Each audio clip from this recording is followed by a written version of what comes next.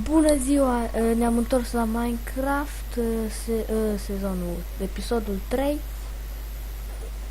Am jucat un pic pe el. Am plecat de la casa lui Marco.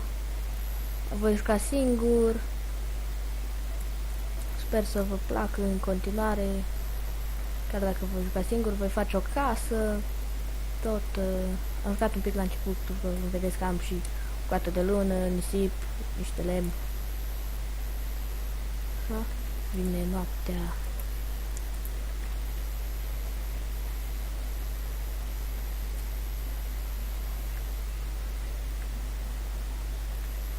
Uitați acolo, mai multe oi.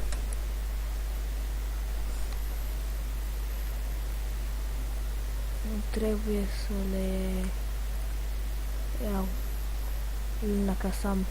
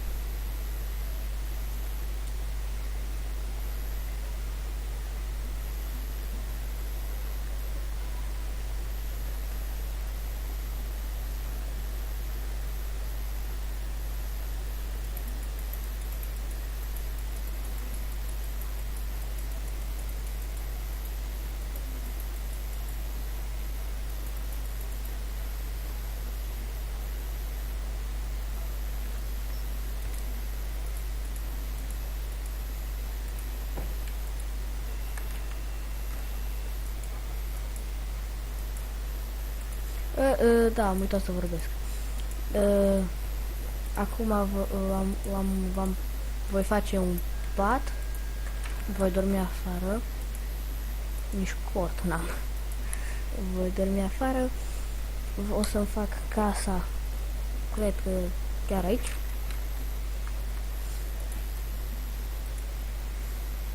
Și o să continui tot așa. Dacă vreți să vedeți episoadele de single player, da, asta e single player, nu v-a spus. Dacă vreți să le vedeți, să continuați episodul ăsta, episodul 3, după aia 4, 5, tot așa. Și sper să vă placă în continuare. Rest. O să vreau să-mi fac și bibliotecă ca să-mi pot enchanta itemele. Na. Tot așa. Minecraft normal.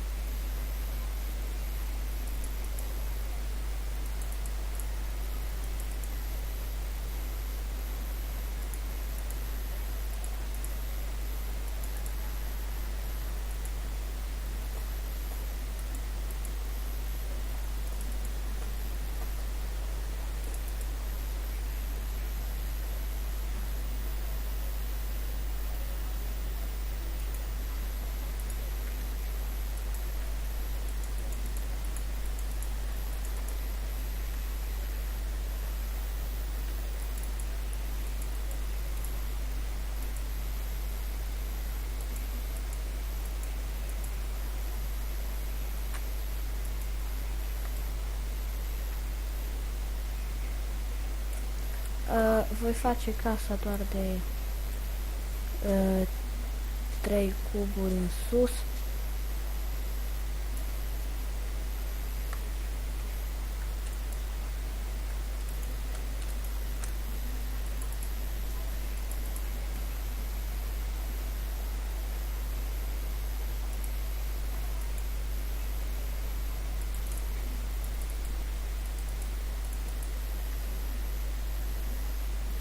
Așa.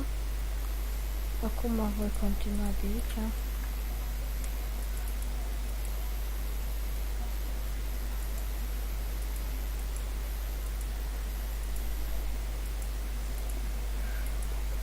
Podeaua, să văd cum o fac, dacă o fac, parcă, nu știu, n-am chef. O să o fac oricum. Dacă nu fac totul în episodul ăsta, o să fac totul clar în episodul viitor. De fapt, știți ce? Stați, o să pun o pauză aici. Bun, ne-am întors, am terminat și casa, acum sunt la minat. Sper că se vede cât de cât bine. Mina nu-i prea mare până acum. Am vrut să strâng niște resurse. Stați să mă duc acum să-mi pun să-mi pun ăsta lucrurile. Uitați cum e casa, că nu v-am spus. Așa arată. În cofăr am atât. Așa. Am făcut la mine trapă, cum îmi place mie să fac. Acum voi merge la minat. Minatul nu este interesant în Minecraft, dar e esențial. O să-i fac și acoperiș de la mai șmecher. O să fac și un episod în Minecraft de Crăciun. Astăzi suntem în 22. Mine vom fi în 23. În 24, în ajunul Crăciunului, voi face un episod. Va fi scurt, am eu deja ideea, tot cu Minecraft, cu Crăciunul. Va fi foarte scurt, va fi o construcție mai specială și asta va fi. Mă sper să vă placă. Ui, am strâns un steak. Așa. Continuăm să săpăm. Mai găsim ceva. Torțe n-am. Voi face cărbune. Acum vreau să mă duc să fac asta. Voi face cărbune prelucrat. Cărbune făcut de casă, cum e. Adică pot să prăjim lemn. Ce? Așa. O să... Stai? A, da. Să prăjesc lemn normal. 3. Ha?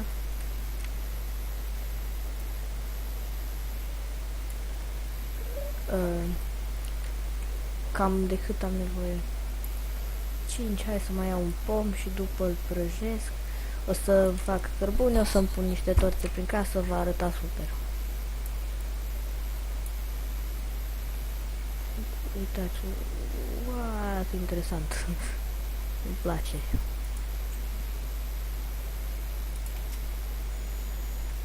Ce? N-am făcut asta.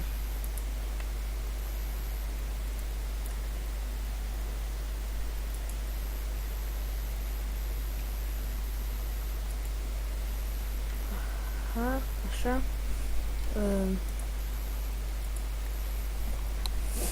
Bun, acum așteptăm să se facă. Până atunci vreau să fac o șmecherie.